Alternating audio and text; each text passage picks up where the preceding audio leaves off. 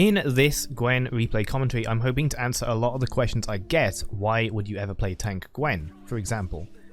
First of all, I noticed that a lot of squishier Gwen builds, including those with Riftmaker, tend to blow up and die very quickly, usually achieving not very much after a single CC. Even though she does have W, plenty of melee champions with CCs exist, and now you can spell the end of Gwen in seconds, since once her healing stops on these builds, that is when there's a really big window for her to just kind of die. Besides that, even if you are buffing her with tons of AP, getting lots of damage in what are essentially DPS abilities, her E and her Q even, over just 1 second before you get CC'd and killed, is probably not going to total nearly as much as a little bit less DPS through maybe one offensive item like Nash's Tooth over a much longer period of time, since you aren't dying because you're building tank. I think that this particular game shows that really well, and so I'm definitely going to use a replay commentary of this one to demonstrate that. There's plenty of other things that we're going to demonstrate as well, like the new legal tempo, which really helps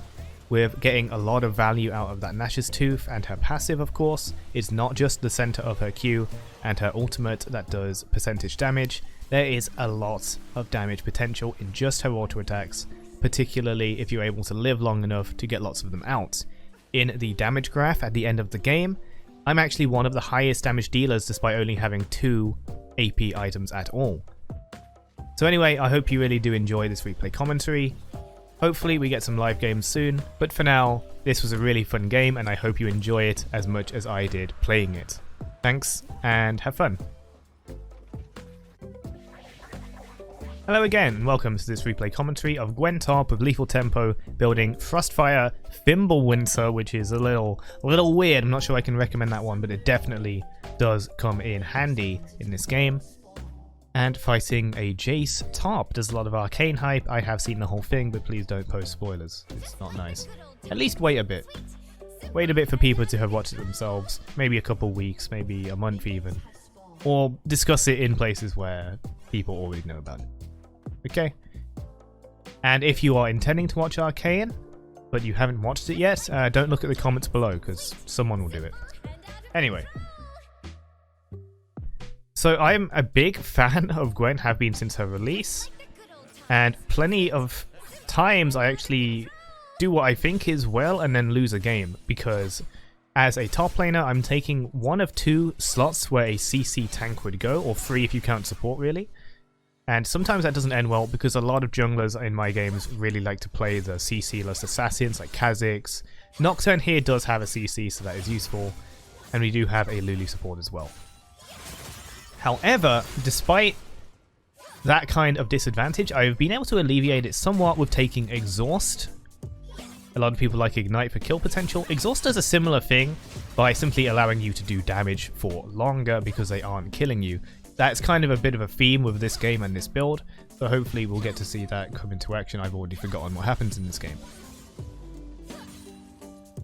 And we take Teleport second because Gwen does not need Flash. That does not mean Flash is bad on Gwen, and here you can see the most telegraphed Lee Sin gank ever despite no warning, because Jace moves so forward so quickly. So we go ahead, we give Lee Sin a little look. He does get a hit on me, surprisingly enough, so we laugh it off, and then we intimidate him with a Mastery 7. At this point, Lee Sin is trying to close in on the crab, which he sees is already taken, and he sees our entire team has moved out for him.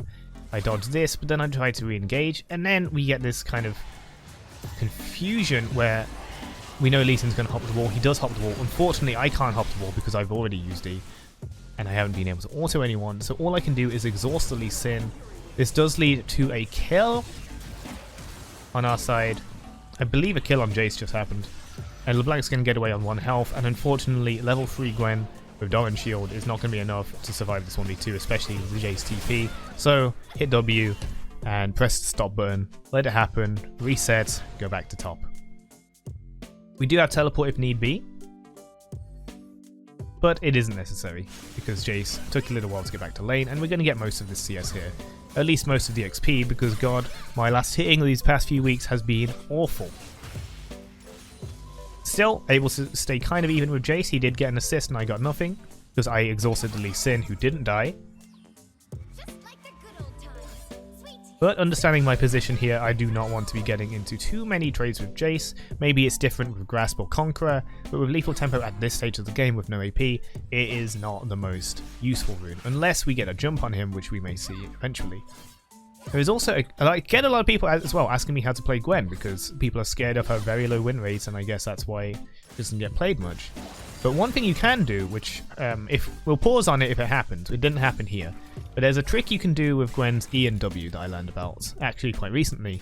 If you press E and W at the same time with a max distance E dash, you will actually go to the very edge of Gwen's W, meaning you can use it effectively against melee champions, not just ranged, when you use it at the optimal distance. When we get to see this in the replay commentary, then I'll pause it and I'll show you. Hopefully it makes sense just like that, but this is a very nice way to get some good trades, and you can usually get quite a lot of damage off. There it is. There it is. I'll show you one more time. So it's about to happen. When Jace walks up. Again, at some point. We went 15 seconds behind. Quite a long time. There. So I didn't do it perfectly. If you do it perfectly, then you will be right at the edge. And we don't get much use out of it, because Jace walks back. But the point is, you've essentially created a win wall. Because you're standing at the edge, and anyone beyond it cannot hit you, and they have to walk into it to hit you. Which for a lot of champions doesn't stop them, by the way. You are not immune. If you try this on like Darius or Urgot, they're just going to dash onto you, and well, Urgot will anyway, do a lot of damage. Because LeBlanc and everyone has decided to go to bot lane, as you can see on the minimap in the bottom right, and LeBlanc actually hard commits here. They try to do a lot of stuff. I just go to mid and take some tower plates.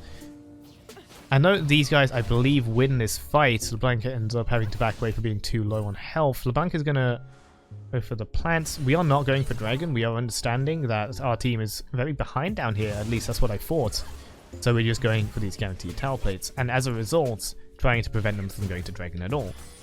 Had I known how low LeBlanc was, maybe we would have tried to help bot lane and force a dragon afterwards.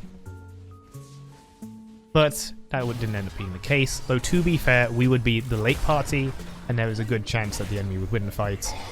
And that wouldn't be nice. Instead, we get a re-engage from Nocturne here as I go back to top lane. Just about getting Jhin out because he is a super fast guy.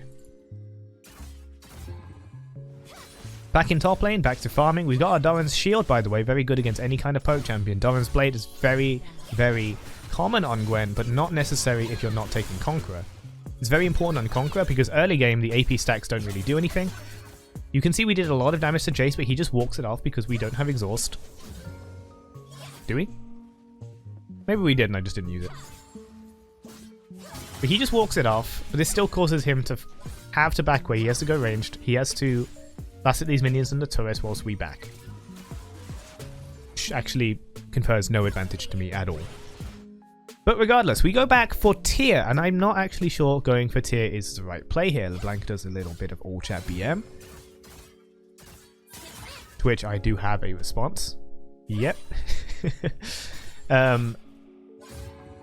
Jace going for lethality. You're going to notice very soon what kind of role Jace is going to play in this fight. Here he goes up. He believes he can do it. You can see we use the technique again. When he comes into the zone, I threaten him with a Q. Doesn't quite hit. It hits just about a little bit at the edge. And because I max E on Gwen, because I really like auto-attacking, as you can tell, works really well with the lethal tempo as well. You get so much value out of it, especially when you finish recurve bow, even more when you finish your Nash's Tooth. Lee Sin comes for a gank here, and you can see how just pointless it is because he can't actually Q me. He should have thought about that before trying to gank the Gwen.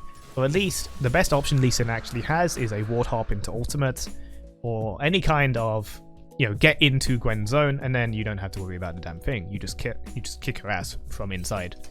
There's 20 armor and 20 magic resist, but I would not overvalue this in any kind of 2v1 situation, because Gwen's healing is very low until she has literally any kind of AP, because she's only healing for the percentage damage she's doing, meaning that early game when everyone's health is quite low, it really doesn't matter. You can see that we've done 3 ults on Jace, he's committed, and then he just kind of walks to the wall for some reason. But our lethal tempo is stacked. I can't see what rune he has. He just doesn't have one apparently. On the replay, thank you, Riot. We'll find out later. I think he has Conqueror. Small indie company, eh? Right, so he's got a tier and it's at 150. He bought his earlier, but remember, Jace can actually stack his with, quite easily with all of his abilities, especially changing forms and then using those abilities as well. I believe that's how Jace works. That's how Elise works anyway. But I'm still at 50 because the only ability that stacks is Q and ultimate, but you don't usually rely on ultimates to stack tier. Unfortunately, hitting someone with E doesn't stack tier. Mana expenditure doesn't stack tier anymore since season 11. So this is why I'm saying Fimbulwinter might be a bit of an iffy choice because it just takes so long to stack.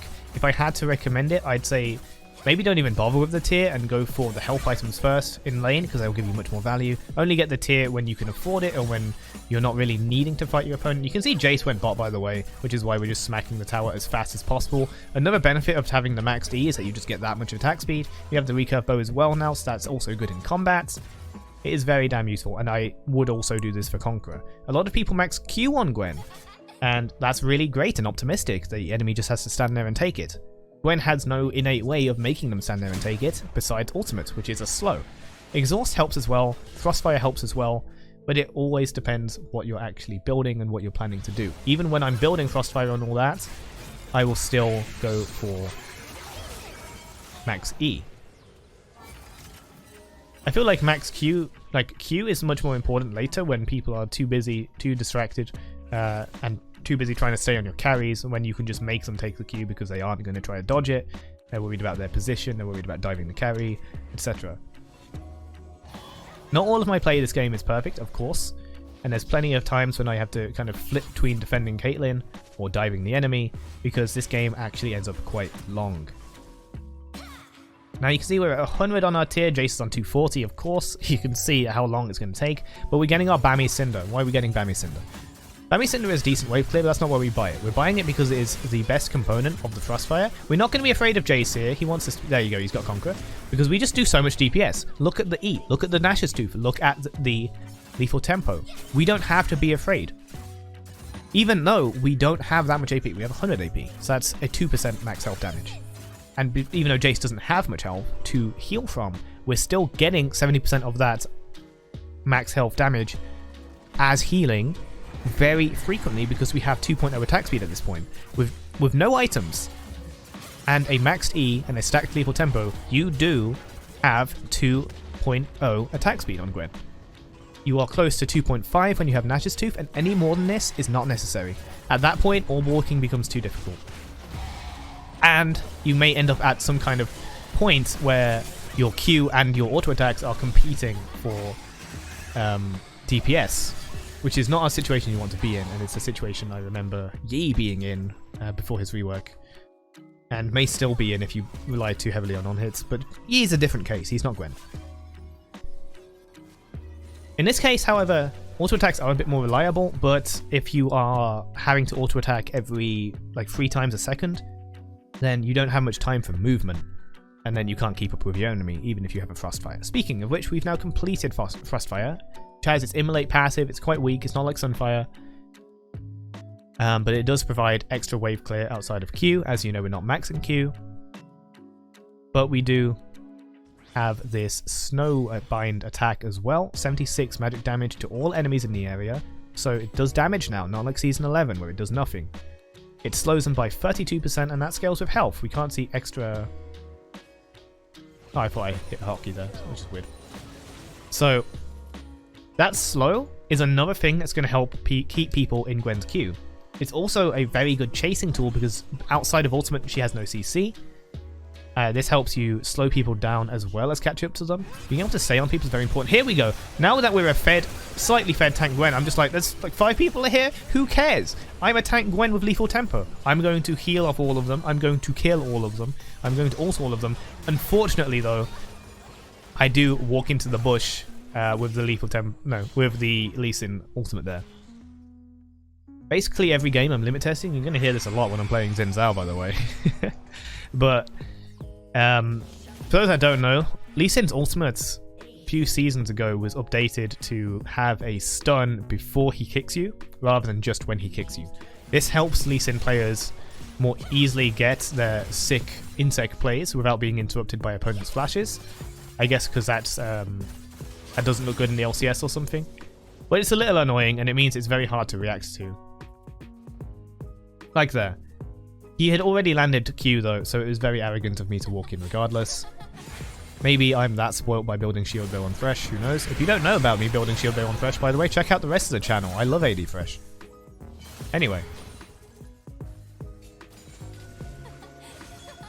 Dragon's coming up. Me and Lulu do our best effort to double ward the dragon for no effect. The enemies come in. I'm tanky, I don't care. My W's even open, but Caitlyn kind of frontlining. That's kind of scary. Lee Sin doing a lot of damage. 10 kill Lee Sin right now, by the way. He's been fed for most of this match. Luckily, I am a tank and he tries to finish me off. Doesn't work. Jin does apparently get a little saucy at the Nocturne ultimates with the action mark. I will agree, though. No, he's right. Action mark is so freaking broken with Nocturne. You'll see me playing it on Skarner kind of soon as well, hopefully. So quickly shred this down. It might seem weird, especially if you are a Gwen player and you like to build Riftmaker. Maybe you like to build some other AP item. Maybe you've even tried Shattered Queen. That could be cool. Shattered Crown. Is it Shattered Crown? Shattered Crown. Is it Crown of the Shattered Queen? Or is it Shattered Crown of the Queen? I forgot. Whatever. Now you can see that we've finally bought Winter's Embrace with 210 stacks. It is so slow. He's already at 360. But Gwen can outstack Tia for shit. You are probably better off buying the Kindle Gem and the Ruby Crystal that it builds out of, and then getting the Tia, because it will stack on attacks as well with the Winter's Embrace, not just on spell hits. So I dodge out of the Rakan engage, but Nocturne engages at the same time. This is enough to get some high damage on the Blank, so we just needle through both of them and do a lot of damage, and we can just continue going. Unfortunately, that was a bad decision right there. You see how I did QE? That's normally very good for getting the true damage onto people. But what I wanted was to catch Jace and hit him with the Frost. Because I didn't auto-attack out of E, I did Q. I couldn't hit him with the Frost, and he does back away anyway. But had he not had Flash or whatever he just used... No, he didn't have Flash. Had he not gotten out of that, then we would have gotten some nice red buff as well. We would have gotten red buff and Frostfire out. That would have been nice. And then we can Q them in the Frost instead. Perhaps getting a few more hits rather than just a little bit and the last snip. Lee Sin's going to try and escape through these, which is foolish. You can see red buff and Iceborne are going to help us chase. Rakan's going to try and save him. Caitlyn goes for the Gale Force to try and execute him. They are going to speed away, but I do not care. I am a very fast Gwen. You can see me attacking the minions to get the reset on that. Now, I'm tempted to say, oh, Caitlyn, you can take on this Lee Sin, but he does have Eclipse and he's very fed. So my hesitation there may have killed Caitlyn, but she may have died anyway because that Lee Sin just does so much damage and he's got all this Omnivamp and Eclipse, Shield, all of this stuff. 1 second. If I didn't edit that out there, that was a long, long pause. Give me a dislike. And if I did, why don't you hit like and subscribe for me being a good YouTuber? Back into it. Now, our Winter's Embrace isn't done yet, so it is providing health. So we're getting 526 health from it, which is quite a significant amount. Not that good, though. You can get plenty of items at the same price that give more. So where Fimbulwinter becomes good is when it actually becomes Fimbulwinter. Winter's Embrace is kind of crap. The ability haste is nice, the health is nice. But other items like Warmogs is... Here we just become... We're just stupid. This is dumb.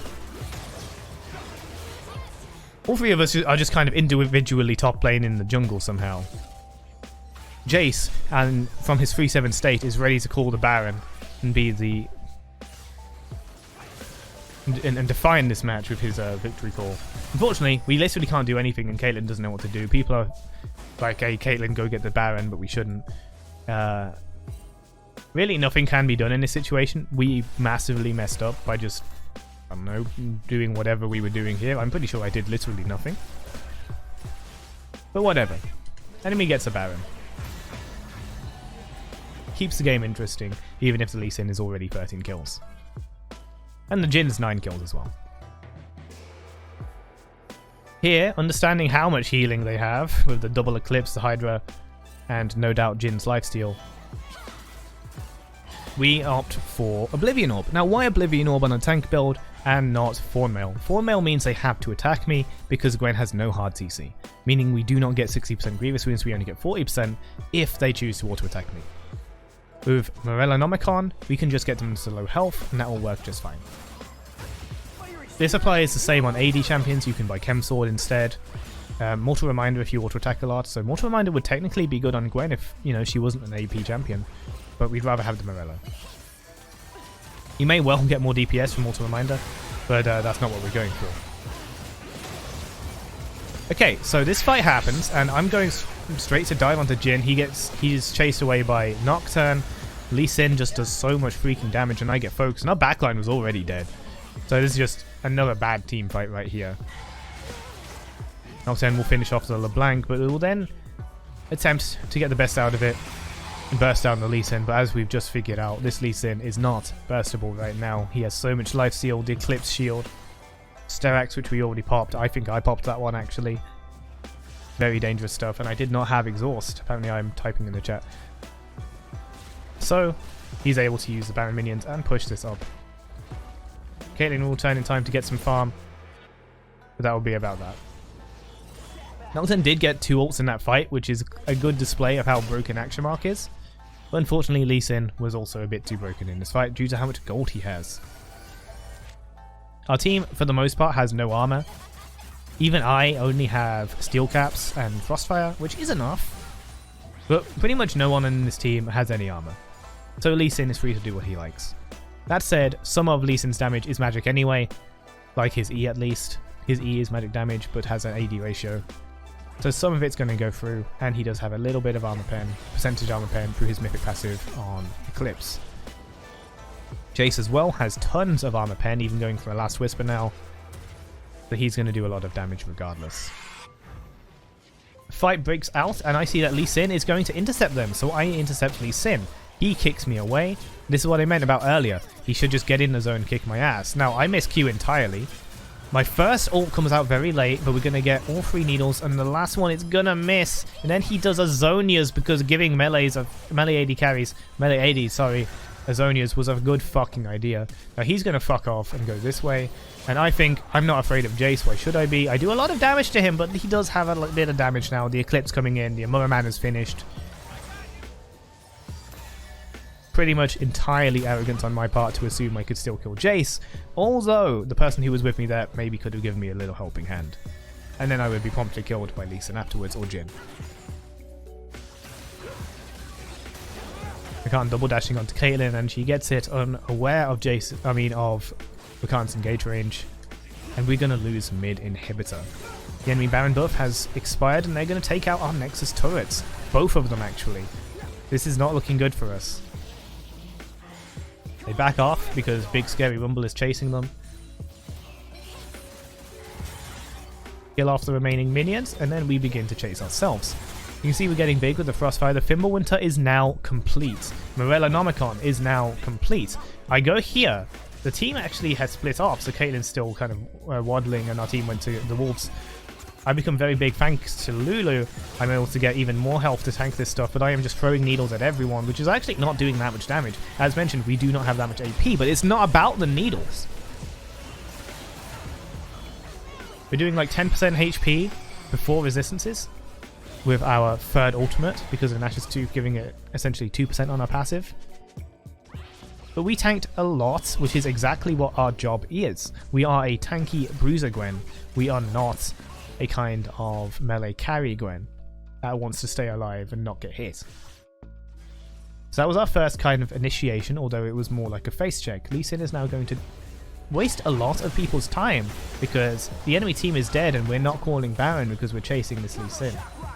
If we didn't, maybe he could get this turret, but I don't think he could achieve much more than that because there weren't many minions in the first place. Regardless, we kind of reset, our inhibitor is down, Dragon is coming up. We now have Morellonomicon for all their lifesteal, we have FIMBULWINTER, Frostfire for health and resistance, and we have Nash's Tooth as our primary damage item, providing on-hit damage for flat damage, and helping us deal our percentage damage on passive. With Lethal Tempo as well, it will proc so many times that the damage really does stack up. You're not going to do more damage than full AP Gwen, of course you're not, but it's still very good. If enemies decide to stack magic resistance, this is when this becomes a lot weaker, and you will have to invest in, for example, Abyssal Mask, or even Void Staff. Luckily for us, the enemy doesn't invest too heavily in magic resist. Everyone, especially in this season and last season, really likes to go straight for damage, and they don't really believe in things like magic resistance and armor, besides Zonia's Hourglass.